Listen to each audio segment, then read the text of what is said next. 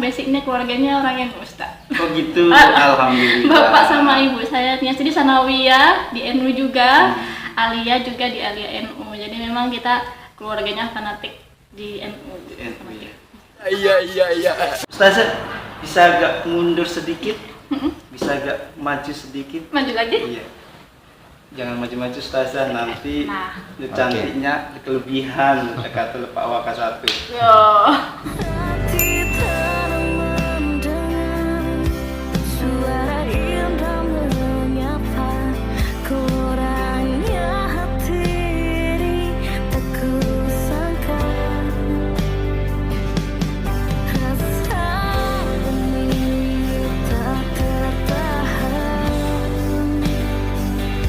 Baik, kita lanjutkan bincang-bincang dengan seorang Ustazah Rida. A few moments later. Assalamualaikum warahmatullahi wabarakatuh. Waalaikumsalam warahmatullahi wabarakatuh. Welcome to channel DRGC MPD.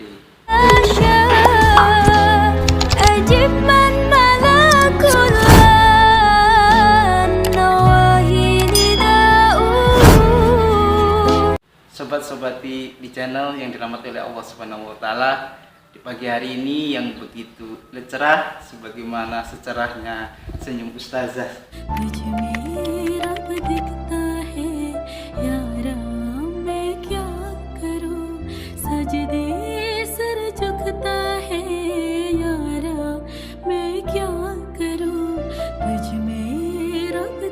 Nanti kita akan bicara panjang lebar mengenai bagaimana seorang ustazah yang dari daerah lain, lalu beliau ini mengembangkan potensi dirinya untuk mengabdi di lembaga ini.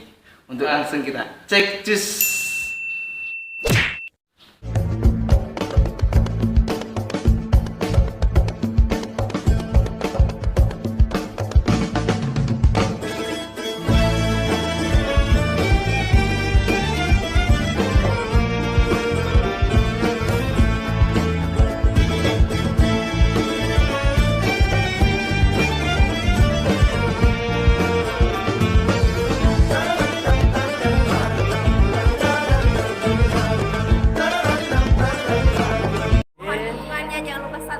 Like, Jangan lupa share juga ya. tekan tombol loncengnya. Assalamualaikum Ustazah. Waalaikumsalam warahmatullahi wabarakatuh.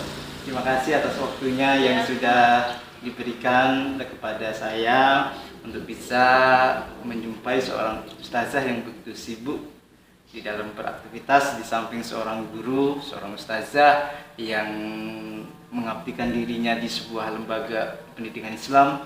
Dan juga saya melihat banyaknya bisnis yang lagi digelutin. Kalau orang Melayu bilang tak kenal maka tak sayang.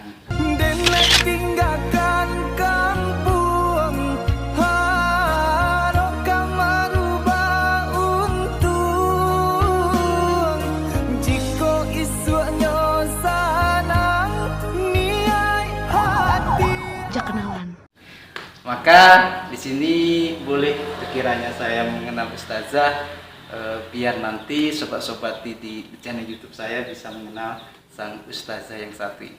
Assalamualaikum warahmatullahi wabarakatuh. Perkenalkan, nama saya Syamrida, asal dari Nias. Jadi kita tuh ada marga ya. Marga saya mungkin agak serem sedikit ya, buaya. Jadi kalau di ijazah di lapor itu namanya Syamrida Buaya. Makanya di FB saya punya nama itu Rida Biye. Biye itu artinya buaya. Jadi bisa jadi branding juga ya, branding personal branding saya tuh, marga saya itu buaya, tapi itu bukan nama. Nama saya cuma Syamrida dan dipanggil Bu Rida biasanya. Kalau di sini dipanggil Ustazah Rida. Nih. Asal dari Nias, kelahiran 10 Oktober 1986. Sekarang berapa ya? Udah 35 tahun. Luar biasa. Udah tua ya, udah berumur. Nah, saya sekolahnya dulu di SD Nias, Sanawiyah, Aliyah, NU Nias. Jadi kita memang basicnya keluarganya orang yang Ustaz. Oh gitu, alhamdulillah. Bapak sama ibu saya Nias, jadi Sanawiyah di NU juga, Aliyah juga di Aliyah NU. Jadi memang kita keluarganya fanatik di NU. Di NU ya. Termasuk ya kakak saya yang di sini ini. Oh iya iya. Ya. Bu Dewan ya. Iya. Iya. Kalau sama masnya saya mengakrab Iya, dari iya, iya. 2005 dari almarhum ayah dulu Iya. mengajak ketika saya mendaftar di SMP untuk mengajar menjadi seorang guru ketika itu. Gitu. Itu pertama saya kenal dengan Mas Mutarong ketika beliau masih ya sosial kalau saya tidak simak. Saya agak mundur sedikit. Bisa agak maju sedikit. Maju lagi. Iya. Jangan maju-maju Ustazah, nanti Nah. cantiknya kelebihan kata Pak Waka 1. Yo.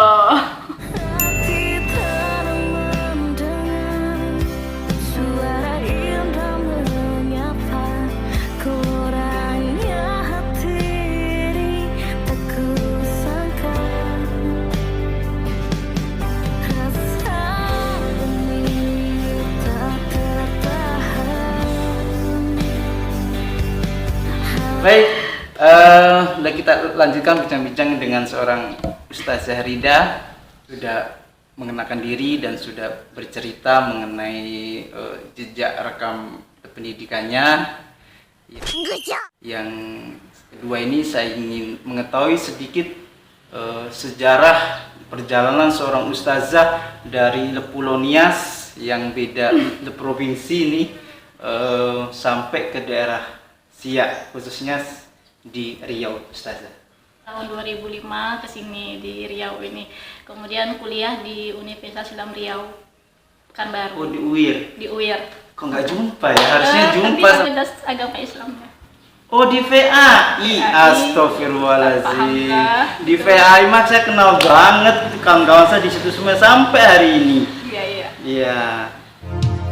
Maafkan denai udah sayang, jika udah terluka.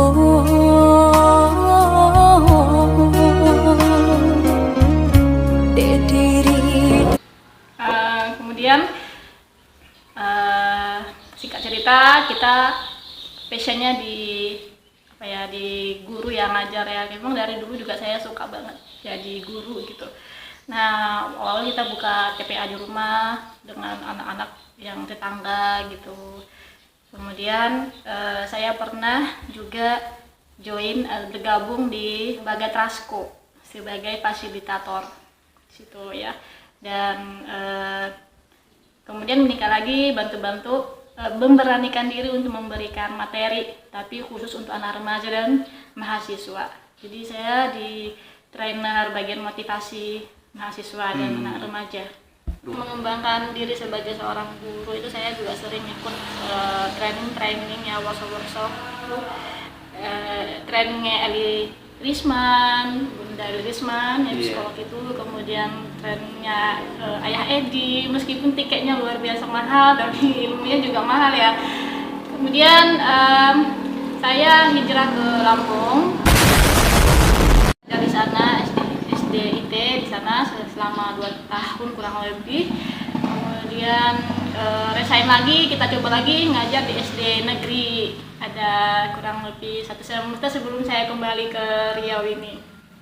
Ternyata kita balik ke Riau itu karena permintaan keluarga juga supaya dekat-dekat lagi dengan keluarga. Dan kebetulan ini sama Swan membuka sekolah, itu kita kita masih komunikasi. Saya cerita kedua kenapa saya bertemu dengan Mas Osman, karena dulu tahun 2016 saya pernah mengajar di MI Asidik Asia selama 1 semester.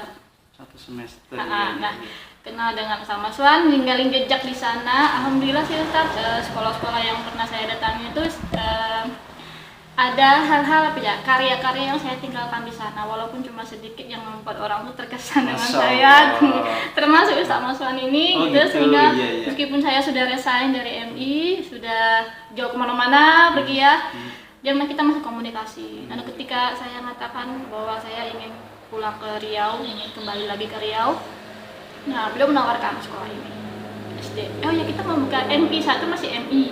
Iya. Nah, kita membuka MI ini Ustazah, MI-nya tahfiz Quran gitu. Darussyafa'ah. Nah, oke, kita balik ke sini, kemudian kita direkrut jadi termasuk pendirinya gitu lah, untuk mendirikan. Nah, jadi ini konsepnya gimana gitu. Iya. Ini konsep sekolahnya gimana nih, Ustaz? Ternyata udah berubah lagi pas sudah nyampai di sini. Ketika masih di Lampung kita udah calling nih, udah komunikasi kalau akan bergabung di MI. Dan setelah sampai di sini bukan MI lagi, tapi sudah jadi SD Tahfiz. Oh, gitu. Separuh nafasku terbang bersama dirimu saat kau tinggalkanku. Salahkah aku? Nah, prosesnya bagaimana? Ya mereka yang lebih paham ya. Nah, jadi kita tanya ini konsep sekolahnya bagaimana? Ini konsep sekolahnya, ini persiapan anak-anak untuk nanti ketika sudah tamat SD sudah siap sekolah di pondok pesantren. Gitu. Baik secara fisik, Masya Allah. baik secara fikroh gitu ya. Jadi gimana konsepnya? Tapi masih belum ada gambaran Ustazah gitu. Karena beliau tahunya saya itu punya ide-ide untuk menyusun program-program sekolah, maka saya diarahkan ke situ ya, dimintain tolong untuk menyusun program-program di SD Tahfiz Darussyafa'ah. Ya, oke. Kalau begitu seperti ini, kalau konsepnya seperti ini, kalau ingin mempersiapkan anak-anak sekolah SD Tahfiz Darussyafa'ah ini menjadi anak-anak yang siap terjun nanti di pondok pesantren, karena kan seperti yang kita ketahui kalau di pondok pesantren itu kan disiplinnya sangat kuat, kemudian full day ya ke sekolahnya. Kan di sini kita udah adabnya kalau kita lihat pondok pesantren itu anak-anak santrinya itu benar-benar ya beradab dengan gurunya. Iya. Gitu ya. Nah, itu yang kan kita persiapkan anak-anak ini, mulai dari ada program adab yang kecil, bahkan untuk ke kamar mandi aja kita udah pasangin spanduk itu adab pipis bagi anak laki-laki, nggak boleh berdiri contohnya. Itu hal yang sangat kecil. Kita siapin program-programnya mulai dari program di tahun pertama, tahun kedua, tahun ketiga sampai tahun keempat. Nah, tahun pertama, kedua kita tidak menganjurkan anak-anak untuk pulang di atas jam 2. Jadi kita tuh bertahap dulu, Ustaz. Kita bertahap karena melihat kondisi dan visi anak yang masih sesuai dengan usianya kan. Jika kita memaksa anak pulangnya sampai jam 3 sore, saya khawatirnya nanti anak pada sakit gitu. Maka di tahun pertama dan kedua itu anak-anak nggak full day, tapi sampai zuhur di sini. Nah, nanti mungkin kalau ketika mereka sudah kelas 3, badan mereka sudah kuat, ya udah terbiasa. Nah, kita tambah lagi jam pelajarannya, jam 2 misalnya atau jam 3. Jam 4 udah sore asar di sini. Nah, itulah persiapan kita di bagian jam pulangnya anak-anak ya, kita berikan bertahap. Kemudian di bagian tahfiznya dan tahsinnya kita pakai metode Umi Foundation. Umi itu Foundation. seingat saya, kalau saya tidak silap nih, itu mengikuti SD Al-Hikmah di Surabaya. Yang mengarang Umi itu ada dosen saya, Prof. Romromi ya. Ya. Itu dosen saya, Ustazah, di Ya, Surabaya. Allah. Karena saya alumni Surabaya, Ustazah. Iya. UINSA Surabaya. Beliaulah guru dan dosen saya sekalian. Sebelum saya di MI dulu saya pernah ngajar di Al-Fikri. Oh, di Al-Fikri ya. Memang saya bukan guru Al-Quran, tapi guru mapel agama Islam. Tapi di sana sudah memakai metode Umi. Iya. Memakai metode Umi.